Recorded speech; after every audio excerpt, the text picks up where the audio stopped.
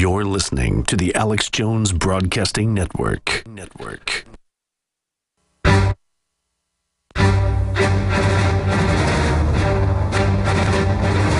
Big Brother, mainstream media, government cover-ups. You want answers? Well, so does he. He's Alex Jones on the GCN Radio Network. And now, live from Austin, Texas, Alex Jones. Welcome to the Alex Jones Show. I'm David Knight. I'll be your host today. On this Friday, May 9th, 2014, we have a lot of news and a very interesting guest later on in the show. Now, there's a lot of news about the FCC, and this is something that really strikes at the core of the InfoWar. If we don't have a free internet, this is going to be a huge transformation in this country. Of course, the internet's been used. It was developed by DARPA. It's been used for nefarious purposes by the NSA, but like any technology, there are ways that we can use it for good.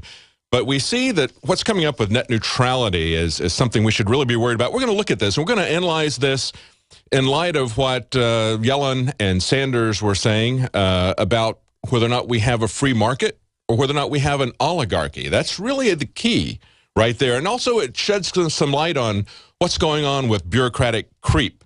We also have some news stories here about Mexican drug cartels moving into Minnesota to torture people. We also have the Pope calling for redistribution of wealth, not voluntarily, as you would imagine a Christian might, but calling on the government to do that.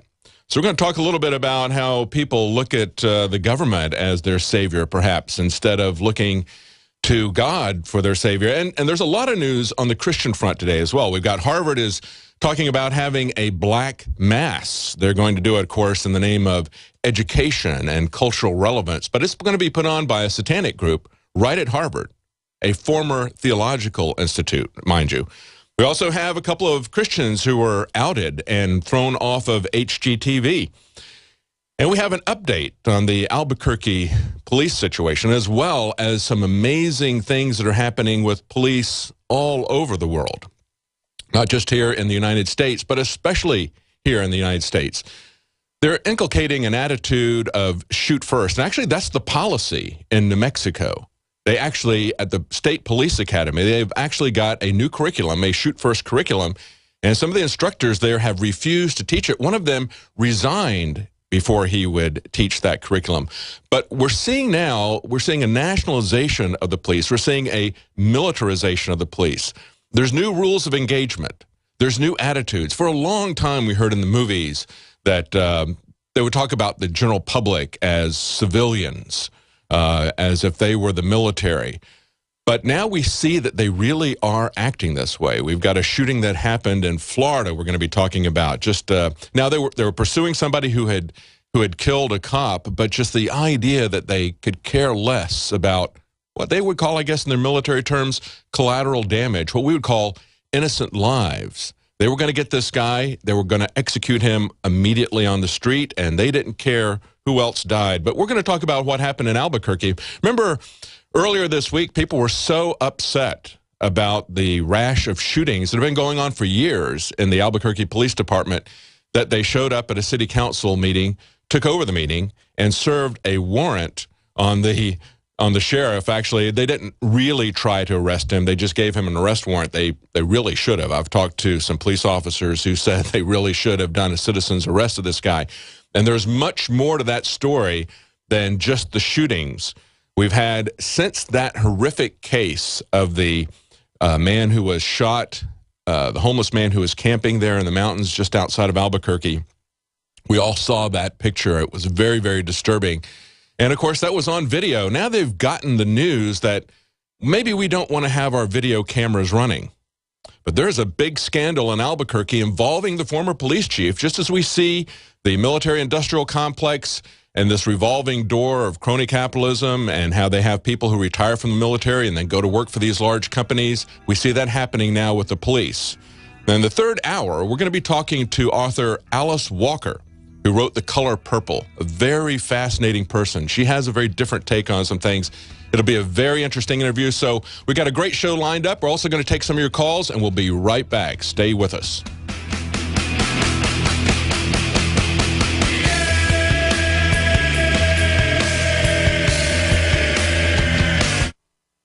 Alex Jones here to tell you about how you can help spread liberty worldwide while also enjoying what I have found to be the best tasting 100% organic coffee on the planet. For more than a decade, my favorite coffee has come from the high mountains of southern Mexico, where the Chiapas farmers grow their unique shade-grown Arabica beans. We have now managed to secure these sought-after beans in a highly customized blend. Discover and try a bag of the Patriot Blend 100% organic coffee at InfoWarsLife.com. This coffee gives you a long, smooth pick-me-up for hours without the headaches and heartburn that so many other coffees give me personally. Hands down, this is my favorite coffee, and it's taken us years to secure connections directly to the Chiapas Mexican farmers. Drop by the site today, order a bag or two, and I don't think you're going to be disappointed. Available in original or with our Immune Support Infusion Blend. You will be supporting a free press, all the while enjoying a truly great-tasting cup of my favorite coffee. Available at InfoWarsLife.com. From the water table to our soils to the atmosphere itself, our world is becoming more and more toxic each and every day. But it's not just the air outside that's toxic. Indoor air has been shown to have 2 to 5 times higher concentrations of pollutants than even outdoor air. And most Americans spend 90% of their time inside using toxic chemicals within their homes. There are more than 42 million smokers in the United States. Well over 1,000 types of mold and mildew linked to numerous conditions. And don't forget the fact that 6 million Americans live with pets they're allergic to as well. When I began to research these statistics, it was clear to me it was time to start cleansing my lungs in order to combat the toxic environment that we cannot escape, but that we can fight back against. Made with organic and wild cultivated herbs and manufactured in the USA, the new InfoWars Life Lung Cleanse is here in a convenient spray bottle that can be brought with you throughout any toxic environment. Now available exclusively at InfoWarsLife.com or by calling toll-free 888-253-3139.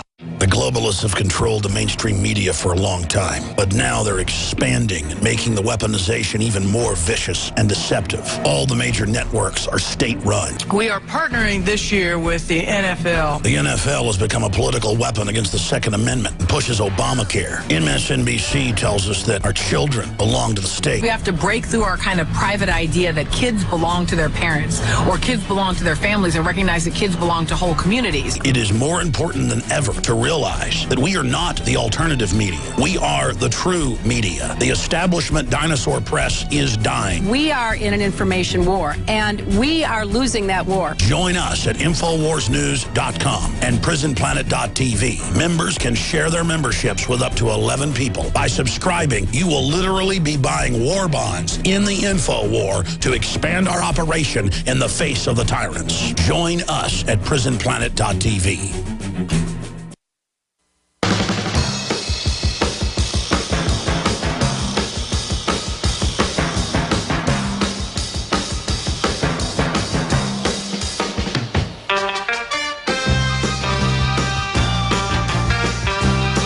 Live from Austin, Texas, it's Alex Jones.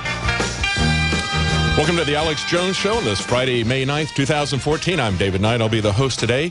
We have a very interesting show for you today. We're going to have a guest joining us later in the show, Alice Walker, the author of The Color Purple. Very fascinating woman. It's going to be an interesting discussion. We also have a lot of breaking news. We've got Mexican drug cartels are traveling to Minnesota where they're torturing competitors.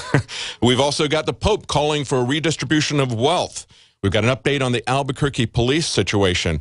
We've got death squads, the CIA, and some information about a trade union house fire that was in Odessa in the Ukraine earlier this week. Maybe some evidence of the kind of CIA death squads that we've seen in the past. But it's amazing pictures, amazing story of what happened there. But before we get to that, I want to talk about this FCC situation, the net neutrality, and the fact that they're now going to start regulating the flow of traffic. We've also seen that they're interested, giving a lot of signs that they want to regulate content as well. And I think there's some interesting parallels between the FCC and other bureaucracies like the BLM. But before we get to that, there was a story that came out just yesterday. A lot of venture capitalists are pushing back against this whole idea of net neutrality, and it really reflects on the question of whether or not we're going to have a free market in America or whether or not we're going to have an oligarchy. And, of course, this question was addressed between Senator Bernie Sanders and Yellen. Let's take a look at this videotape here. Are we still a capitalist democracy, or have we gone over into an oligarchic form of society in which incredible economic and political power now rests with the billionaire class? So all of the statistics on inequality that you've cited are ones that greatly concern me.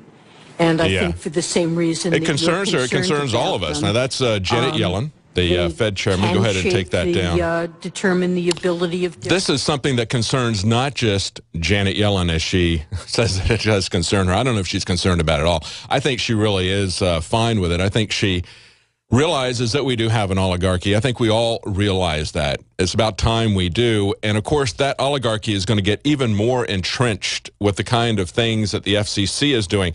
Now, it wasn't that long ago that Comcast announced that they wanted to swallow up Time Warner, and it looks like that'll probably go through. That's going to even cause even greater consolidation in media than we have now, which is now down to only about 4 or 5 companies. You're going to go down to maybe 1 or 2 companies eventually. But this is what the venture capitalists are saying. 50 high-profile venture capitalists met, and they said, if established companies are able to pay for better access speeds or lower latency, the internet will no longer be a level playing field. And they were joined by a senior Republican commissioner and his Democratic colleague in calling for a delay of the vote to do this until May the 15th. Now, this is also being opposed not just by venture capitalists, but by the American Civil Liberties Union, the Electronic Frontier Foundation, the Writers Guild of America East. They're saying internet service providers should not be in the business of picking winners and losers online. But the proposal the FCC is currently considering gives ISPs the power to do exactly that. It's why it has to be abandoned. Now, in terms of history with this, it wasn't that long ago. It was just back at the end of April that the FCC shifted. They had been trying to entrench net neutrality, and there were some court cases. They were taken to court by Verizon, for example, and they lost 2 court cases. But the interesting thing that happened, in my opinion, is that the court said to the FCC, you have authority to regulate this. So even though they slapped them down and said, we don't like your idea of net neutrality, we're going to give you the power to regulate this. Try again. In other words, you get the idea. Here's your power. Go back and do what we want you to do. And so then they did. After 2 times, they came back and they basically are trying to get rid of net neutrality now. And there's a lot of parallels between what the FCC is doing and what we saw the BLM doing out in Nevada as well as elsewhere. You know, originally, the FCC was brought in just to allocate frequencies so we didn't have people colliding with each other. In the same way that BLM was originally brought into the kind of land dispute that's out there around the Bundy Ranch. They were originally brought in just to help people to allocate resources between grazing rights. And now we see that that's changed. Gradually what they start to do is these bureaucracies come in and they move from a position of being a referee, move from a position of just allocating resources to actually looking at this as kind of their private property, their little fiefdom. And remember that that's not an exaggeration to call it a fiefdom. They write laws. They have their own courts where, of course, you don't have a presumption of innocence, and usually it's run by their own commissars. And they have their ability to tax you. And they also now, in many cases, have their own little army. I don't know if we're going to see that with the FCC. If they start regulating internet content, you may wind up having an FCC SWAT team to come in and shut you down. That's not a far-fetched idea. We've seen that happen with the Department of Education. A year before they actually did this to somebody, the Washington Post happened to notice in some of the federal requests that the Department of Education had put in a request for shotguns and body armor, and they said, why is the Department of Education equipping a SWAT team? And then about a year later, they raided a home where a woman had not paid her student loan fees, came in the dark of the night, 4 or 5 o'clock in the morning,